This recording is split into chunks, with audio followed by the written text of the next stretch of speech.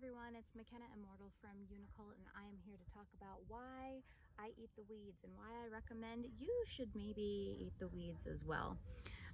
Reason number one, it's free food. It's literally free food. And I'm going to kind of hit on this a couple of times because it applies to multiple different things, but it's free food. You don't have to pay for it. You don't have to go to the store. All you got to do is go out into your lawn or your property or out into nature, which I'll specify a little bit more about going into nature in a minute. But take a little bit of it. If it's in your yard, especially if it's popping up in your garden bed and you're going to do some gardening anyway, and you're going to either compost it or throw it away anyway, take what's good of it. If anything looks like it has a disease on it or it's been eaten up by a bug, you can still compost that if you're planning on composting, but you can eat it. You can cut up the greens, put them in your freezer, throw them in a smoothie. That's what I do with a lot of the greens that I find, is I put them in my freezer and then I end up putting them in my smoothies, or I'll mix a little bit of it in with my salad mix that I get from the store. And a plus side to doing that, which brings me to my second point, is the nutrients. So it's a little bit of a controversial topic, but let me just say that a lot of the food that we eat, that we purchase at the grocery store, is somewhat man-made. Man-made fruits and vegetables, right? Whether you're worried about harmful GMOs, whether you're worried about the fact that the soil that we farm in has been completely depleted, the food that we eat, that we get from the grocery store, is somewhat man-made, and the stuff that grows by itself on its own is a gift from Mother Nature, is just, by the nature of the way that it grows, sometimes going to have a higher nutrient content in it. So don't get me wrong, obviously kale and spinach and things like that still have nutrients in them, but it's a wonderful way to get nutrients that you maybe otherwise wouldn't have gotten. I mean, vitamin A, vitamin D, vitamin K, minerals, iron in some of these plants. There's all kinds of wonderful things that you can be putting into your body just by doing your weeding, and instead of throwing away the weeds, you eat them. My third point that I want to bring up is the fact that it is probably more safe than you realize. A lot of the produce that we get from the grocery store is arguably, because of the things that are sprayed and all that, arguably even less safe. A lot of people worried about taking plants out of their yard because at some point it has been sprayed with herbicides or pesticides or things like that, and that's a valid concern.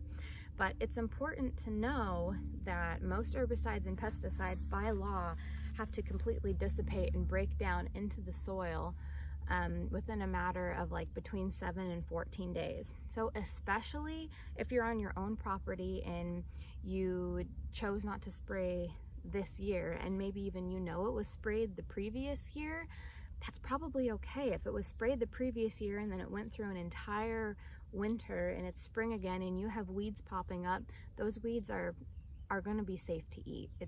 It's going to be okay, I promise. Arguably it's more safe than eating the food that you got from the grocery store. But I mean, I eat food from the grocery store too. It's not like I only eat weeds. Let's see, where was I at? So it's free food. It's delicious. I had some fried dandelion heads the other day. They were delicious. I could have just as easily, I mean, maybe easier, arguably, I could have gone to some fast food restaurant and got some vegan hush puppies or some french fries or some onion rings or whatever, and I could have got that same satisfaction. Or what I did was I went out into my yard, I harvested my dandelions, and I battered and fried those up, and they were just as good as an onion ring or a french fry. Dandelions are so good. They're a little bit sweet. They're really awesome. And I ended up getting a little bit more nutrition in my body from doing it that way, eating the free food. So yeah. Another thing is, really, if you're thinking about it, it's your first crop. If you're gardening anyway, it's your first crop, it's your surprise crop, it's your gift crop from Mother Nature. It's a crop that you didn't have to plant. It's a crop that just popped up on its own, and it's perfectly edible. A lot of the time, if you're trying to produce a good amount of your own food. And you know, it's towards the end of the end of winter, beginning of spring, and you're kind of in that sweet spot where it's maybe time for you to start sowing your seeds and doing some gardening, but definitely not anywhere close to harvest yet. And maybe your food supply that you stocked up for yourself for through the winter and you know the rest of the year, maybe that supply is starting to get a little bit low. And it's so refreshing to eat fresh food. It's just so refreshing to eat fresh food. So maybe, like, you know, you don't have like lettuce to harvest and things like that, but you have some dandelion greens popping up. Maybe you have some prickly lettuce popping up. Go eat those.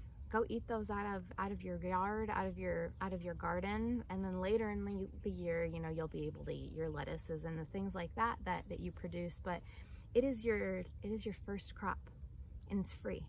Why not eat it?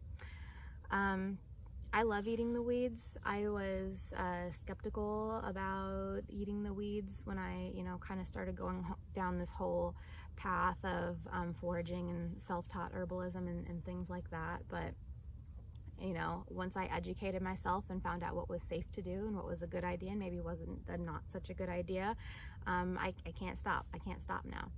The last thing that I want to kind of touch on is foraging from nature, because I understand a lot of you maybe don't have your own property or your own yard where you can go and take stuff out of your yard, but maybe you have some, like, you know, BLM land or you know, international park or something like that. First of all, yes, do somewhat pay attention to the laws. There are some things that I think are okay to take with a grain of salt.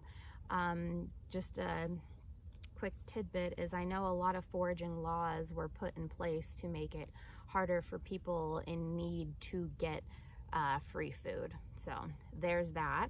I do understand the concept of leave no trace. We don't want to be destroying habitats and things like that. So never deplete anything. Only take things that are abundant, where there's like a ton of it and it would be impossible for you to deplete it. Definitely do take into consideration the laws for, you know, where you live. A lot of the national parks and BLM land where I live in Idaho, close to the Oregon border. You can take trivial amounts of things, and that's for the most part what I do, especially like if I'm harvesting something for tinctures or something like that.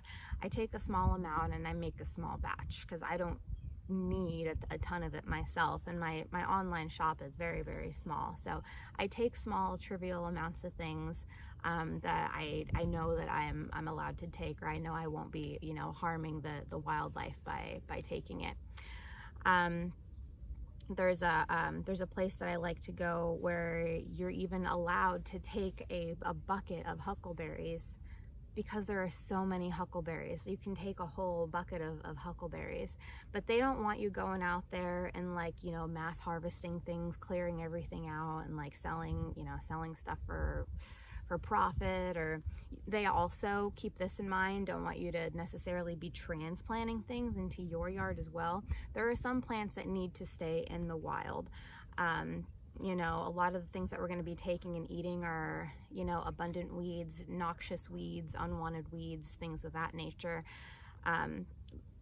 And part of the reason these laws are in place is so that you don't go back and transplant them into your own yard, because certain things can take over your yard, then they'll take over your neighbor's yard, and then they'll take over your neighbor's yard, and then everybody's going to be mad at you because you're the person that planted the weeds that ruined everybody's nice uniform lawns that we're all told that we're supposed to have, even though totally unnatural, right? Variety is great.